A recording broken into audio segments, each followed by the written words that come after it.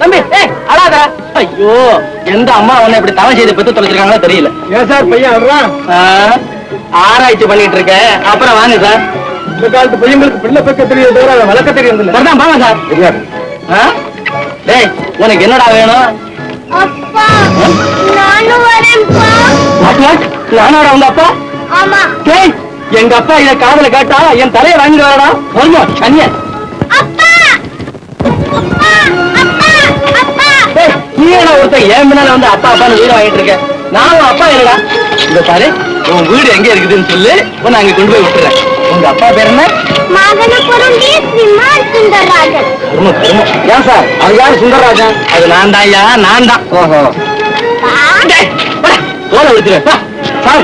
இல்லையா, அவட்டாதீங்க. அட, இவன் ஏன் பிள்ளை இல்லையா? நான் பாட்டுக்கு சும்மா வந்து பார்க்க அந்த பெஞ்சு மேல உட்கார்ந்துட்டு இருந்தேன்.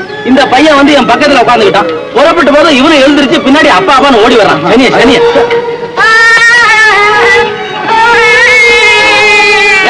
அப்பா உங்க பையன் இல்லையா? ஆண்டவனே, எனக்கு தான் கல்யாணமே ஆகுதுன்னு சொல்லி குழந்தை எப்படி இருக்க முடியும்? என்ன சொல்றீங்க? நீங்க பிள்ளைக்கு சுண்டல் கூட வாங்கி கொடுத்தீங்க. ஏமா, ஒரு பிள்ளைக்கு சுண்டல் கூட வாங்கி கொடுக்கூடாதா? அது என்ன நம்மளுக்கு பிள்ளை சொல்லி நம்மள்கிட்ட பலூன் வாங்கி கொடுத்தா இப்போ இல்லைங்க.